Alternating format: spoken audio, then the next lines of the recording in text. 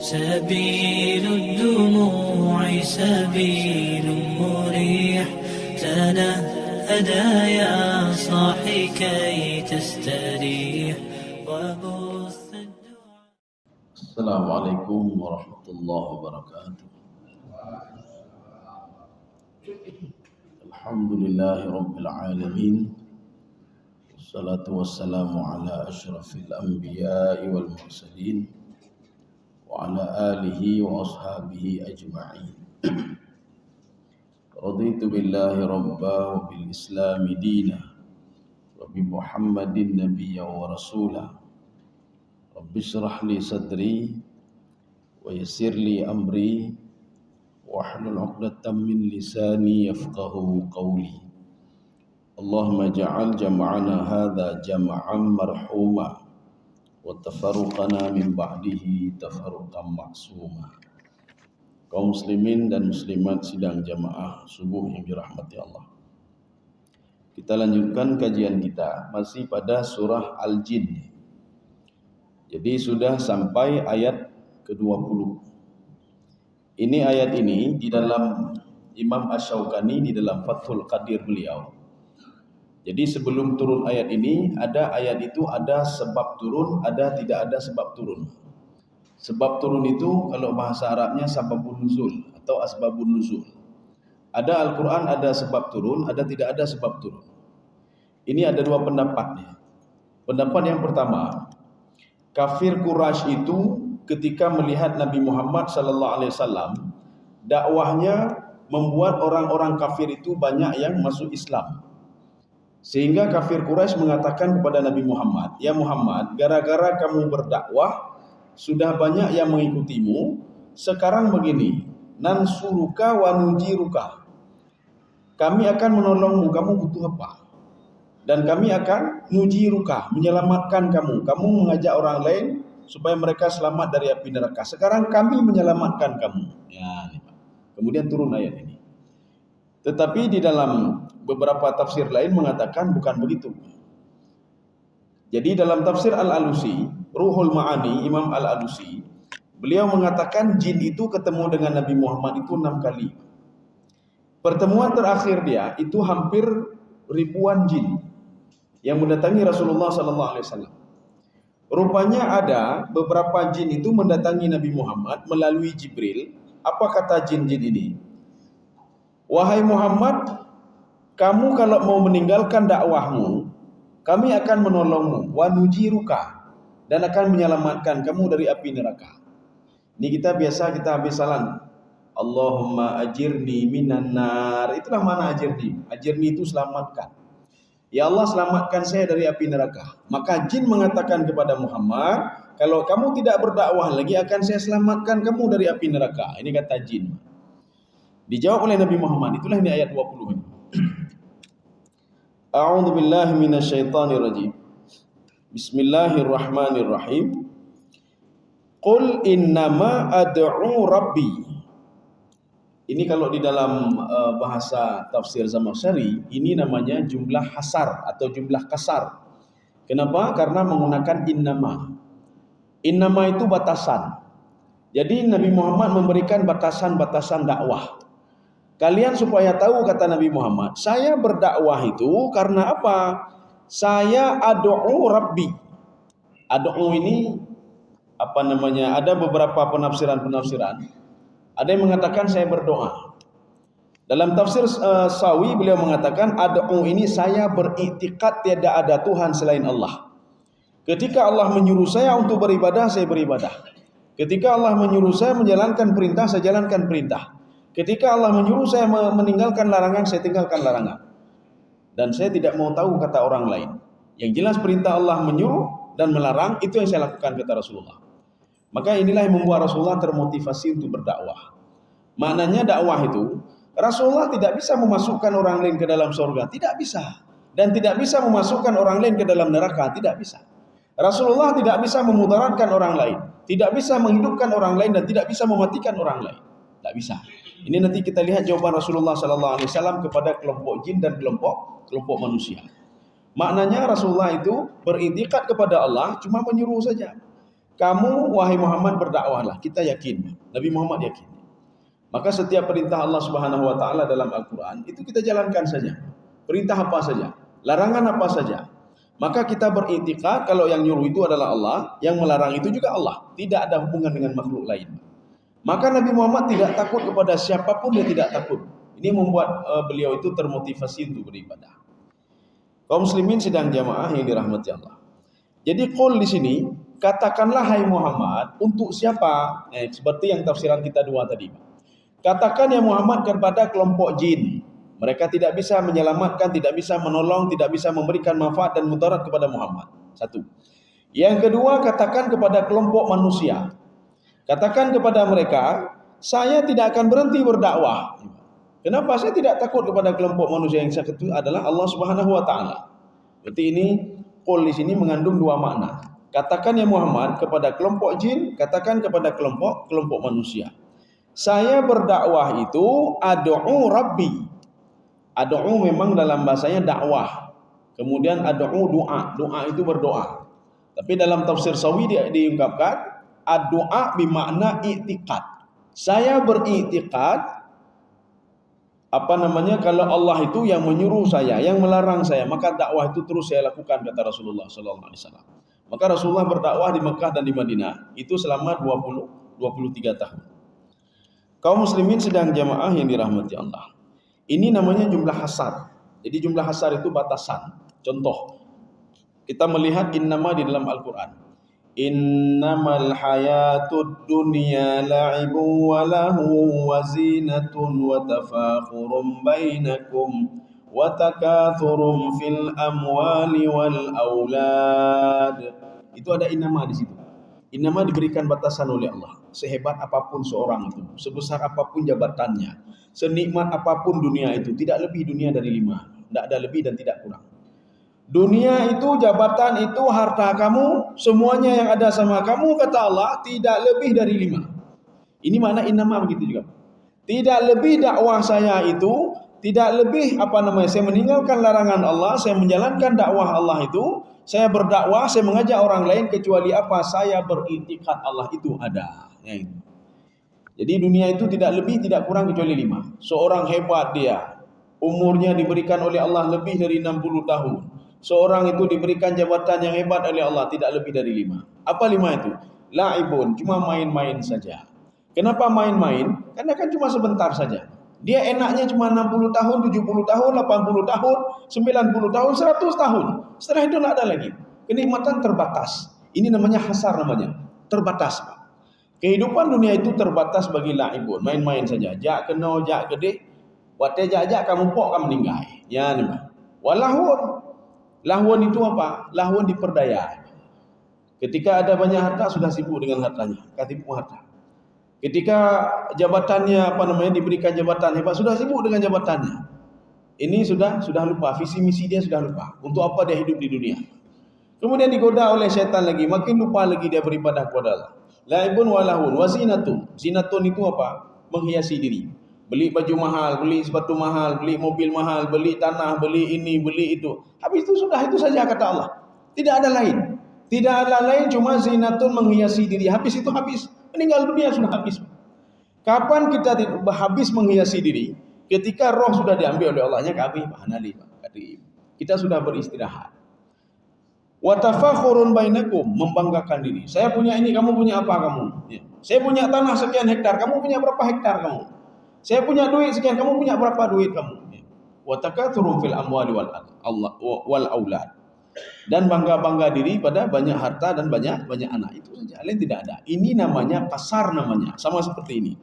Ini kasar namanya. Apapun yang saya lakukan, saya dakwahi kalian siang malam, 23 tahun saya berdakwah, tidak ada lain, saya beriktikad kalau Allah itu ada. Saya menyembah Allah. Kalau saya beribadah, saya beriktikad. Kenapa beribadah? Beriktikad kalau Allah itu ada. Ini yang dimaksudkan dengan qul innama ad'u rabbi wala usyriku bihi ahada. Saya tidak mau syirik kepada Allah sedikit pun tidak mau. Inilah konsep Ibnu Arabi di dalam tafsir beliau. Supaya amal ibadah kita itu diterima oleh Allah, salah satunya apa? Harus ada sifat tajrid dalam hati. Ini kalau mau diterima ibadah. Tajrid itu apa? Kalau di dalam bahasa ilmu nahwu, bahasa di dalam gaya bahasa Arab itu, tajrid itu mujarradah. Mujarrad itu kosong. Kalau ada fiil mujarrad, fiil yang kosong, tidak ada embel-embel yang lain. Ketika kita beribadah supaya diterima oleh Allah, harus ada tajrid, tidak ada embel-embel lain. Kenapa beribadah? Karena Allah. Kenapa salat? Karena Allah. Kenapa bangun tahajud? Karena Allah. Kenapa bersedekah? Karena Allah. Semua muaranya Allah Subhanahu wa taala. Bukan kenapa bersedekah? Ini kan sudah naik jabatan, kan gak enak kalau nggak bersedekahnya kamu lelain mah. Itu jangan pernah harap pahala dari Allah. Kenapa kamu berkurban? Nggak tahu kemana lagi mau dibawa harta. Udahlah kita kurban saja. Kalau sudah ada model-model seperti itu, tidak ada tajrid, maka amal ibadahnya kata Ibnu Arabi dalam konsep beliau itu ditolak semua oleh Allah Subhanahu wa taala. Ini namanya tajrid atau mujarradah. Maka semua yang kita lakukan harus ada mujarradah. Maka Allah katakan begini, wal aqibatu lil muttaqin. Orang yang paling bahagia itu orang muttaqin. Muttaqin bagaimana? Dia mendengar perintah Allah, menjalankan perintah Allah, meninggalkan apa yang dilarang oleh Allah. Seorang bawahan yang bahagia, yang tenang hidupnya bagaimana? Dia patuh kepada tuannya dan dia tidak menjalankan apa yang dilarang oleh tuannya. Hidupnya bahagia sekali. Kalau bawahan seperti itu. Tuannya mengatakan datang jam 7, sebelum jam 7 sudah datang dia. Kamu tidak boleh keluar sebelum selesai kerjamu. Dia bekerja sesuai dengan arahan tuannya, tuannya. Hidupnya bahagia sekali, tidak ada masalah dia. Ini sudah disuruh datang jam 7, dia datang jam 9. Nya hati mendadu Pak Umay dengar ali tuan lo gimana.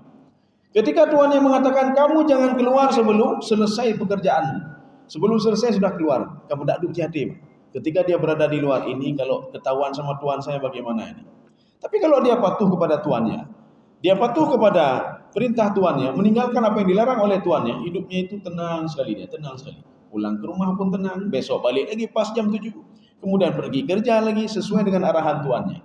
Maka Allah katakan wal aqibatu lil muttaqin. Orang yang paling bahagia dunia akhirat itu kata Allah orang-orang muttaqin. Yang bagaimana? Menjalankan perintahku, meninggalkan apa yang kularang. Kaum muslimin sedang jemaah yang dirahmati Allah. Kemudian Allah juga mengatakan kepada Nabi Muhammad sallallahu alaihi wasallam, "Ya Muhammad, katakan kepada kelompok jin tadi, katakan kepada kelompok manusia." Memang Nabi Muhammad pada awal-awal surah Al-Jin, Nabi Muhammad tidak melihat jin itu. Tidak melihat jin. Maknanya bukan Nabi Muhammad tidak bisa melihat jin, tidak. Dalam dakwah beliau ini, bukti tidak melihat jin. Di sini dikatakan apa? Saya dinampakkan melalui diberitahukan melalui siapa? Melalui Jibril alaihissalam. Bukan melihat langsung. Jadi kepada manusia apa? Manusia lihat langsung. Makanya ketika nanti katakan kepada kelompok jin itu melalui Jibril. Katakan kepada manusia itu Nabi Muhammad mengatakan langsung. Maka di sini Allah katakan, "Qul," katakan ya Muhammad kepada kelompok jin dan kelompok manusia. Ketika jin melalui Jibril, ketika manusia langsung dia dakwah manusia. Qul inni la amliku lakum darraw wala rasyada. Jadi kita potong-potong dulu supaya jangan panjang sekali ayatnya. Qul inni la amliku. Makna la amliku apa? Saya tidak punya hak penuh. Saya tidak bisa berbuat apa-apa. Saya manusia seperti kalian. Ini seperti tercantum di dalam tafsir Ibnu Katsir. Jadi makna ana la amliku, saya tidak punya hak apa-apa. Kenapa? Karena saya manusia seperti kalian. Nabi Muhammad juga beribadah, Nabi Muhammad juga beristirahat. Nabi Muhammad berpuasa, Nabi Muhammad juga berbuka puasa. Maknanya saya dakwah ini apa? Karena disuruh oleh Allah Subhanahu wa taala, maka saya jalankan. Dan perlu diketahui, saya manusia biasa seperti kalian. Beda dengan Fir'aun. Apa kata Fir'aun? Ana rabbukumul a'la. Saya Tuhan kalian paling tinggi. Apa kata Numrud, Pak? Numrud mengatakan ana uhyi wa umit. Saya bisa menghidupkan dan saya bisa mematikan. Bahkan di dalam tafsir Al-Baydawi, Numrud mengatakan kepada Nabi Ibrahim alaihissalam, "Ya Ibrahim, yang menghidupkan itu saya, yang mematikan juga saya. Kalau kamu tidak percaya, sekarang ambil 2 orang penghuni penjara." Jadi waktu itu Nabi Ibrahim di penjara juga. Diambil 2 orang. Coba kamu lihat. Yang pertama, saya biarkan dia hidup. Kembali kamu ke penjara. Saya menghidupkan dia. Yang kedua, dibunuh orang ini, Pak. Saya mematikan dia. Nabi Ibrahim sudah habis cara dia. Gimana caranya untuk begini saja? Allah bisa menerbitkan matahari dari timur dan menenggelamkan sebelah barat. Sekarang kamu terbitkan sebelah barat dan tenggelamkan sebelah timur. Fabuhital ladzi kafar. Maka ketika itu mereka tidak bisa berbuat apa-apa. Ibrahim tidak bisa berbuat apa-apa karena tidak tahu bisa berbuat apa-apa. Maka Nabi Ibrahim alaihissalam diletakkan di atas kayu sekarang begini. Kamu minta tolong sama Tuhanmu, coba. Kalau betul Tuhanmu itu ada. Kaum muslimin sedang jamaah yang dirahmati Allah. Ini makna la amliku. Artinya saya tidak punya hak apa-apa. Ayat ini ada hubungannya dengan surah Ali Imran. Surah Ali Imran begini. Ketika terjadinya perang Uhud, waktu itu orang-orang mukmin sebenarnya bukan kekalahan, tidak ada kekalahan. Mereka itu menang. Tetapi apa, gara-gara tidak mendengar perintah Allah saja, ingin diberikan pelajaran oleh Allah Subhanahu wa taala. Kehidupan itu penuh dengan kepatuhan dan meninggalkan larangan. Patuh kepada Nabi berarti patuh kepada Allah. Meninggalkan apa yang dilarang oleh Nabi berarti juga taat kepada Allah Subhanahu wa taala. Tapi sahabat waktu itu sebagiannya tidak patuh dan taat. Kenapa? Karena mereka sudah melihat harta yang banyak sekali dan mereka waktu itu merebut harta itu. Rupanya tidak tahu pasukan musuh datang lagi dari bukit. Dan waktu itu para penghafal Quran banyak yang meninggal dunia. Nabi Muhammad juga kena batu. Beberapa sahabat juga demikian. Ketika itu apa kata Abu Sufyan? Ini ada dalam tafsir Sawi dan tafsir Al-Baidawi. Abu Sufyan mengatakan, ya Muhammad, apa juga hebat sekali kamu? Mana Tuhanmu? Nabi Muhammad waktu itu bersembunyi di gua Uhud. Jadi di bukit Uhud itu ada sebuah gua, sembunyi di situ dengan para sahabat. Ada yang mengatakan dengan malaikat Jibril alaihissalam. Wahai Abu Bakar, mana kehebatanmu? Wahai Umar bin Khattab, katanya kamu orang yang paling ditakuti. Akhirnya Nabi Muhammad berdoa kepada Allah. Ya Allah, hancurkan Abu Sufyan. Ya Allah, disebutkan namanya satu-satu, Pak. Abu Sufyan, siapa lagi? Disebutkan satu-satu namanya. Ketika itu turunlah ayat surah Ali Imran. Ya Muhammad, laisa laka minal amri syai'un aw yatuba alaihim aw yu'adzibahum fa innahum zalimun. Bukan urusanmu ya Muhammad. Bukan urusanmu untuk memberikan taubat kepada seseorang, mengazab seseorang, bukan urusanmu itu. Ya, lagi katanya, ya Allah nunjuk bala ketipulan, ya cukup berakai aja. Bukan urusan kita memberikan bala. Maka Allah katakan kepada Nabi Muhammad sallallahu alaihi wasallam, fa innahum zalimun. Kalau mereka sudah zalim, sudah hak saya untuk mengazab mereka. Kamu tidak usah yang bukan urusanmu. Makanya Abu Sufyan diberikan kesempatan hidup oleh Allah Subhanahu wa taala. Kalau tidak, habis Abu Sufyan. Makanya kalau Abu Sufyan tidak ada lagi, maka kemungkinan perang-perang itu tidak ada lagi. Karena yang memotivasi mereka berperang itu Abu Sufyan, Pak. Yang membuat perang Khandaq itu Abu Sufyan itu. Makanya Abu Sufyan menghasut semua orang yang ada di Mekah. Menghasut orang Yahudi. Maka Yahudi membantu, makanya namanya perang Ahzab. Kenapa perang Ahzab? Karena banyak kelompok yang membantu Abu Sufyan. Ada 10.000 orang ketika mereka itu mengelilingi kota Madinah dan ingin membunuh Rasulullah SAW dan orang-orang beriman. Tapi ketika itu kan ditolong oleh Allah Subhanahu wa taala. Kaum muslimin sidang jamaah yang dirahmati Allah. Maka keurutannya apa? Urutannya kita berdoa kepada ya Allah, selamatkan saya dari api neraka. Ini berdoa, Pak. Allahumma ajirni minan nar. Beda itu bukan tapi ya Allah ngadu di bulan. Bukan urusan kita itu. Maka Nabi mengatakan, ya Muhammad, katakan kepada mereka, inilah amliku lakum darran. Saya tidak bisa memudaratkan kalian. Katakan kepada mereka, kamu tidak bisa memudaratkan jin, tidak bisa memudaratkan manusia. Kamu manusia biasa ya Muhammad. Ya. Yang mengazab itu saya, ya Mbak. Contoh, waktu Nabi Musa alaihissalam dikejar oleh Fir'aun. Jadi Nabi Musa berhasil melarikan 600.000 orang. Ini ada dalam tafsir Al-Baidawi. Fir'aun waktu itu dengan pasukannya 1 juta orang dengan senjata lengkap. Ketika itu Bani Israel mengetahui kalau Fir'aun mengejar mereka, akhirnya mereka ketakutannya luar biasa. Mereka melapor kepada Nabi Musa alaihissalam, inna lamudrakun. Kita sudah Fir'aun sudah hampir dekat ini, habis kita. Apa kata Nabi Musa alaihissalam? Inna ma'iya rabbi sayahdin. Kalian tenang saja, Allah akan memberikan petunjuk kepadaku. Petunjuknya Allah apa? Idrib bi'asakal bahr fanfalaqa fakana kullu firqin kattaudil azim. Kamu hentakkan tongkatmu di laut, lautan itu akan terbelah. perlu kita ketahui, tongkat Nabi Musa tidak memberikan mudarat sama sekali kecuali dengan izin Allah. Nabi Musa tidak bisa macam-macam dengan tongkatnya karena itu kayu biasa.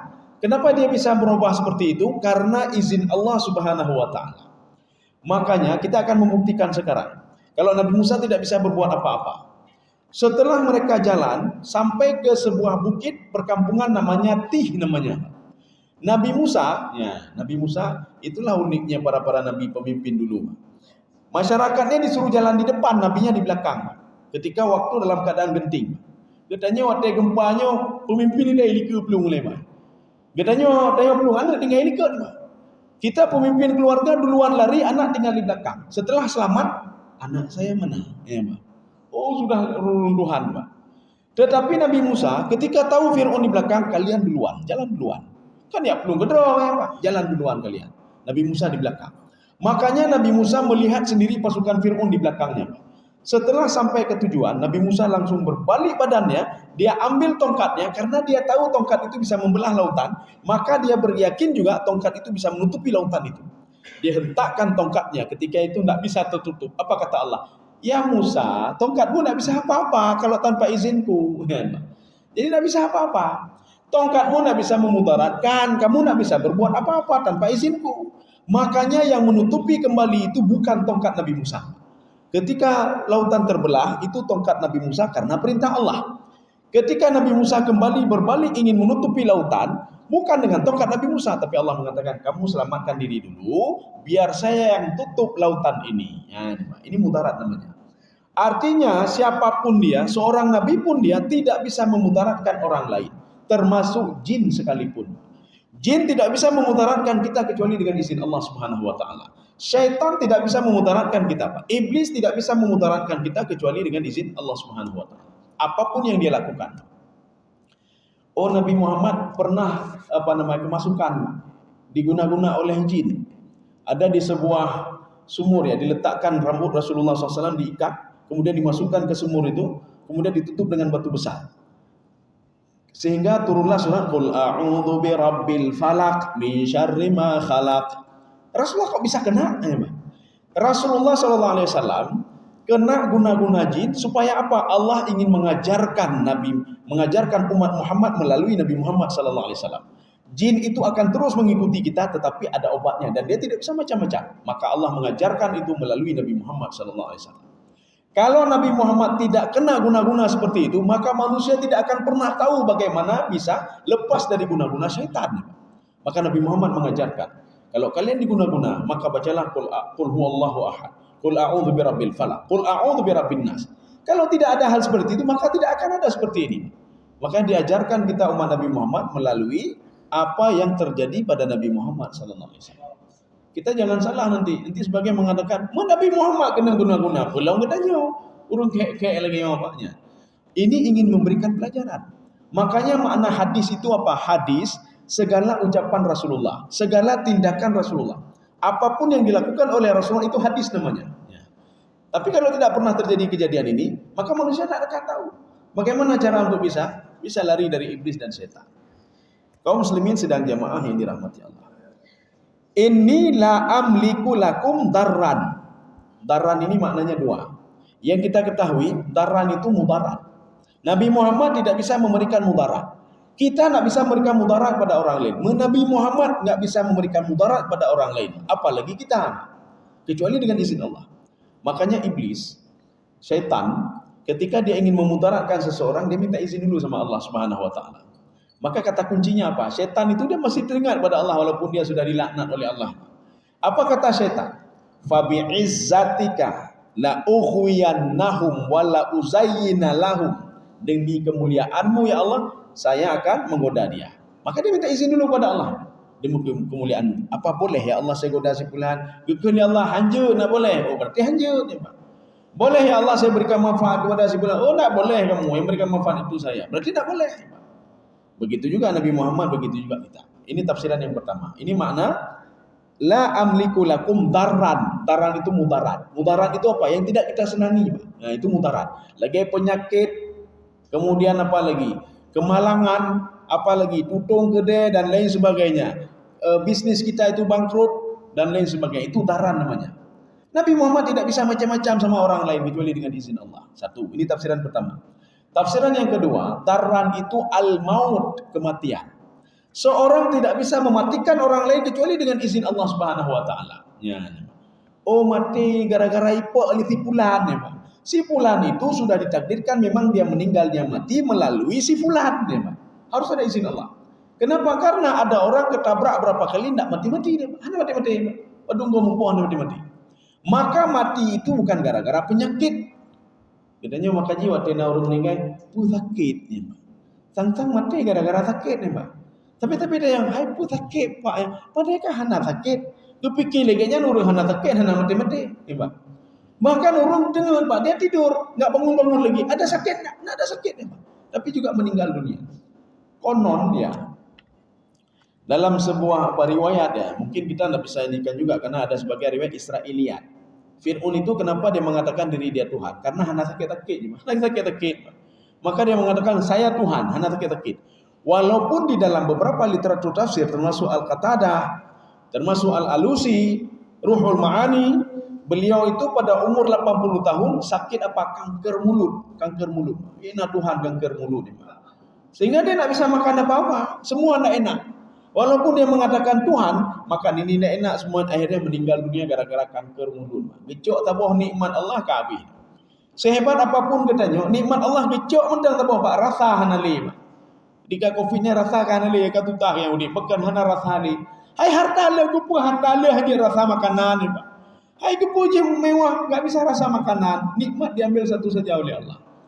Harta banyak semua banyak tapi kaki hana Pak, gecok nikmat oleh Allah, hana mangacit. Mandum penanyi mandumna semua fasilitas cuma mata hana Pak. Diambil nikmat Allah kah hana guna haji untuk apa? Perusahaan, untuk apa ini apa? Kita tidak bisa melihat apa-apa. Ini makna daran yang kedua. Berarti daran itu bisa dimaknai dua. Yang pertama mudarat, yang kedua mati. Rasulullah tidak bisa mematikan orang lain. Ini dalam tanda kutip, jangan salah. Oh Nabi Isa kenapa bisa menghidupkan orang lain? Ya namanya menghidupkan orang lain itu dengan izin Allah dan itu merupakan mukjizat. Kepada siapa? Kepada Bani Israel yang gereh-gereh. Bani Israel itu cukup gereh.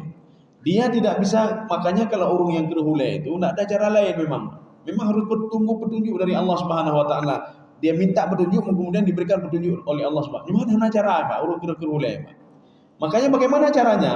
Mukjizatnya dibangkitkan orang mati, dijadikan dari tanah itu menjadi burung. Hanya percaya jin, tidak percaya juga mereka. Jadi artinya tidak ada cara lain. Maka dakwah Nabi Isa itu, ketika Nabi Isa berdakwah cuma 12 orang pengikutnya. Sehingga pengikut ini namanya kaum Hawariyun. Kaum Hawariyun berubah menjadi Nasrani. Mereka lah kelompok Nasrani. Nasrani maknanya mereka yang menolong dan membantu penyebaran agama yang dibawa oleh Nabi Isa alaihissalam. Penyebaran Injil itu 12 orang. Sehingga mereka dipanggil dengan Nasrani. Terus cuma satu orang yang pembangkang. Membangkang artinya keluar dari jalur. Dia memberitahukan kepada Yahudi ini persembunyian Nabi Isa alaihissalam. Sehingga rupanya bukan yang disalib itu bukan Nabi Isa, tapi dia yang ngomong tadi. Sehingga tinggal 11 orang lagi. Kaum muslimin sedang jemaah yang dirahmati Allah. Ini perintah Allah kepada Nabi. Katakan kepada mereka, kamu jangan tinggalkan dakwah. Jangan tinggalkan dakwah. Kamu memang betul tidak bisa memudaratkan orang lain, tidak bisa mematikan orang lain. Satu. Yang kedua, wala rasyada. Rasyada ini apa? Rasyada berasal dari kalimat rusdun. Rusdun itu petunjuk. Petunjuk itu Muhammad tidak bisa memberikan petunjuk pada orang lain. Yang memberikan petunjuk adalah Allah. Nabi Muhammad cuma mengarahkan saja. Kita begitu juga. Kita mengarahkan anak kita. Kita tidak bisa memberikan petunjuk. Ya Allah, saya ingin memberikan kan anak saya sesuai dengan jalurnya. Haji cik. Kita kadang-kadang seorang penjual ikan. Anak kita bukan penjual ikan, kaji ke ulama. Katanya ulama, anu hatem je lagi katanya Pak, kan ulama aja Pak. Bahkan ironi lagi menjadi pencuri namanya. Maka kita tak bisa memberikan petunjuk kepada anak kita kecuali kita berdoa saja kepada Allah. Kita berdoa, ya Allah, berikanlah petunjuk kepada anak saya ya Allah. Jadi makanya kadang-kadang seorang petani, anaknya petani semuanya. Kadang-kadang seorang petani, anaknya bukan petani, pengusaha atau apa lagi lah. Kadang-kadang orang itu dia penghafal Quran, anaknya tidak hafal Quran. Kadang-kadang orang tua itu tidak hafal Quran, tetapi anaknya ulama penghafal Quran. Maka kita tidak bisa, oh ini anak saya begini, anak saya begini, tidak bisa. Kita cuma bisa berdoa kepada Allah. Ya Allah, tolong anak saya ingin anak saya seperti ini, saya ingin seperti ini ya Allah. Ya. Baru nanti diberikan petunjuk oleh Allah Subhanahu wa taala. Kaum muslimin sedang jemaah yang dirahmati Allah. Ini makna rasyadah. Rasyadah juga dua maknanya. Yang pertama, yang memberikan manfaat, yang memberikan petunjuk. Jadi Allah mengatakan, ya Muhammad, katakan kepada orang kafir, katakan kepada para jin, saya tidak bisa memberikan petunjuk kepada kalian. Itu terserah kalian dengan Allah. Saya cuma mengarahkan saja. Ya, saya cuma mengarahkan saja. Seperti ada baterai, Pak. Usaha kita apa? Baterai sudah habis, Pak. Oh, kacau ulang. Terserah anda menyualat karulah gimana dia kan nggak bisa juga. Tergantung baterai itu. Kalau baterai itu masih bagus, maka masih bisa. Kalau nak bagus lagi maka nggak bisa. Kita cuma berusaha saja, kita cas 1 jam. Baterai cas 1 jam. Oh hanya ngulai lagi. Oh cas 2 jam. Oh hanya ngulai je lagi. Berarti nggak bisa pakai lagi. Tergantung kepada baterai itu, bukan alat cas tadi, tidak. Ini cuma usaha saja. Ini makna rasyadah yang pertama. Rasyadah yang kedua, maknanya al-hayata, kehidupan. Nabi Muhammad tidak bisa menghidupkan orang lain, dalam tanda kutip tadi. Untuk jangan sampai kejadian begini. Ini sebab turun ayat alam nasyrah laka sadrak. Ketika kelompok kafir Quraisy, kelompok Yahudi itu mendatangi Nabi Muhammad SAW. Jadi orang Quraisy, orang Yahudi mendatangi Muhammad. Apa kata orang Yahudi? Yahudi itu kan keturunan Bani Israel.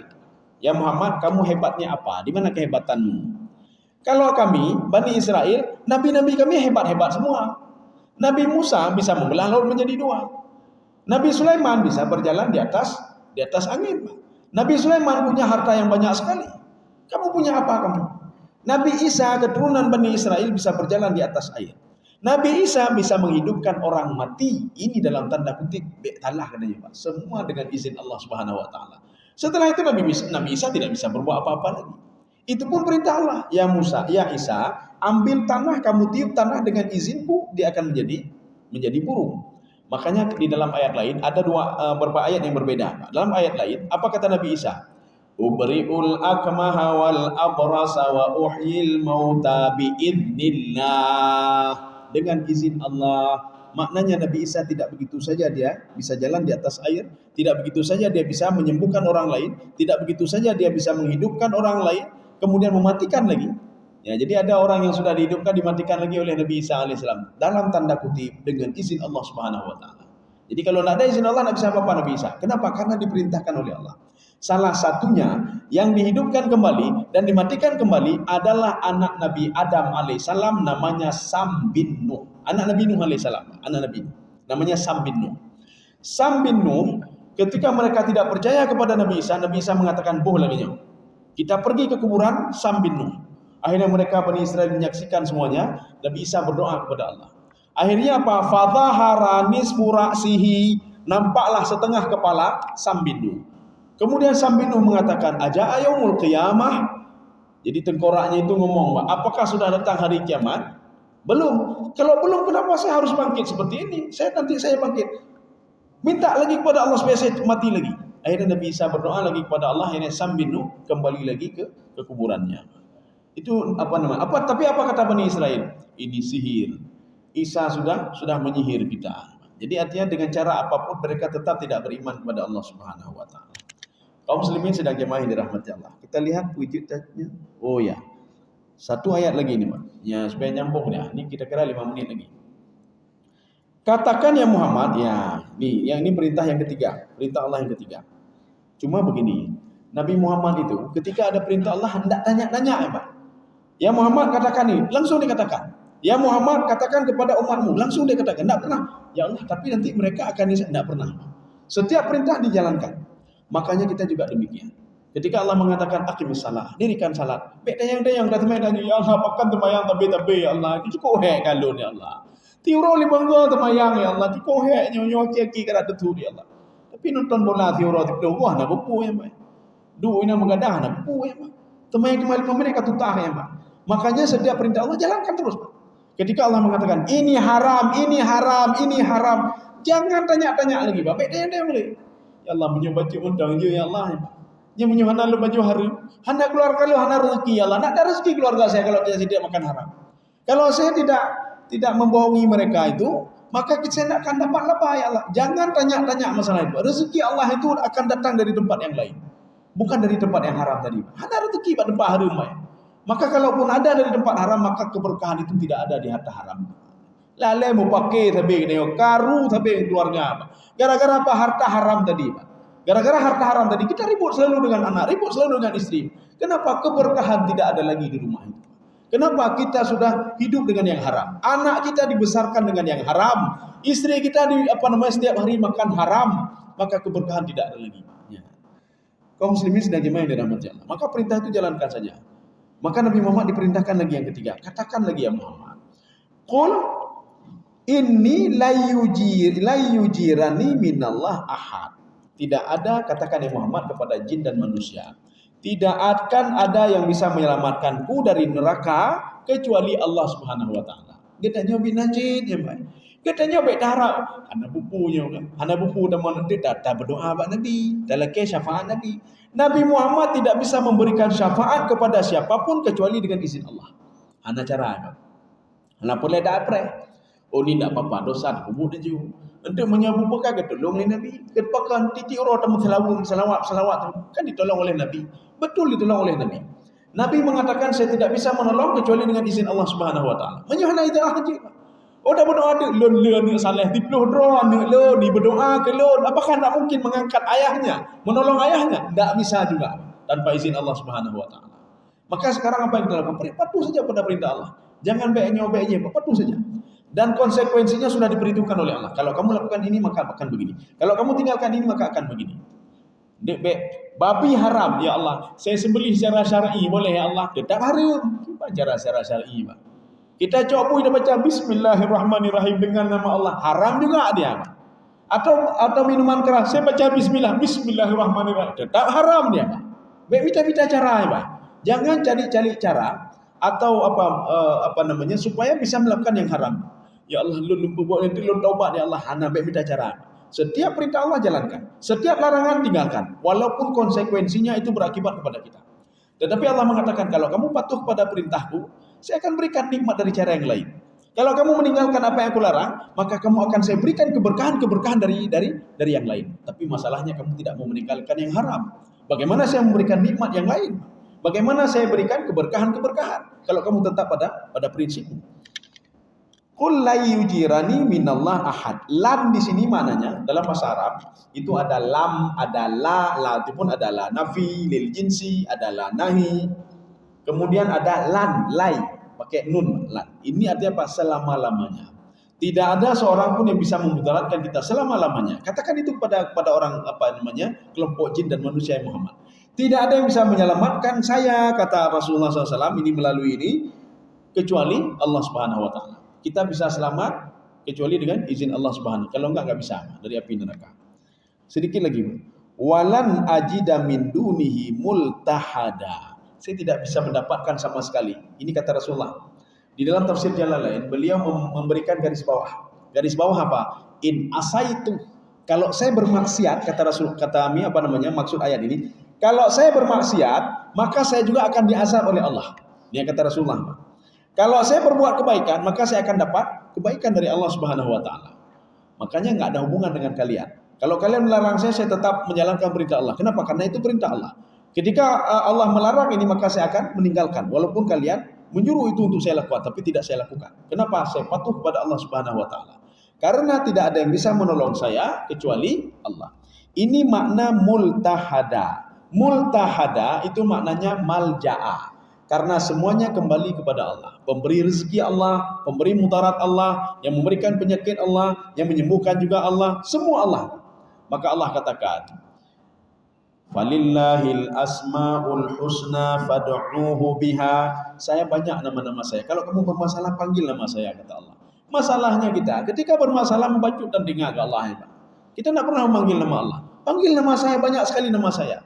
Ya Alim, Ya Jabbar, Ya Qawi, Ya Aziz, Ya Razak. Dia jauh rezeki ke lu ni Allah. Ya Rahman, dia sayang lu ni Allah. Kalau nanti lu berkibar ni Allah, ada patuh ke lu ni Allah, dia sayang lu ni Allah. Dia jauh petunjuk ke anak lu ni Allah. Kita minta. Ya Hadi. Hadi itu apa? Pemberi petunjuk. Ya Hadi. Ya Allah berikan petunjuk untuk anak saya. Cuma beryakin kita yang dan panggil nama Allah Subhanahu wa taala. Kan janji Allah sendiri. Falillahi asmaul husna fad'uhu biha. Jadi panggillah ketika engkau berdoa dengan namaku. Terbukti setiap doa Nabi siapapun Nabi itu, pada akhirnya selalu membawa nama Allah Subhanahu wa taala. Innaka antas samiul alim. Ya, Pak. Sami itu Pak Maha mendengar. Engkau Maha mendengar ya Allah, dan Engkau Maha mengetahui bagaimana kondisi saya sekarang ini ya Allah. Bawa nama Allah. Maka ketika kita habis berdoa, terakhirnya tutup lagi dengan nama Allah. Maka ketika kita berdoa juga demikian. Alhamdulillahilladzi hamdan yuafi ni'amahu wa yukafi'u mazidah. Kita membawa juga hamdan ini apa? Yang dipuji, ya. Puji-pujian kita ini kan kepada Allah Subhanahu wa taala. Kaum muslimin sedang jemaah yang dirahmati Allah. Saya rasa kita lah enggak usah lanjutkan lagi lah, panjang sekali nanti. Kita cukupkan di sini saja. Insyaallah pertemuan selanjutnya kita lanjut ayat 23. Mudah-mudahan ada manfaatnya bagi saya sendiri jemaah sekalian. Subhanakallah bihamdika asyhadu an la ilaha illa anta astaghfiruka wa atubu ilaik. Assalamualaikum warahmatullahi wabarakatuh.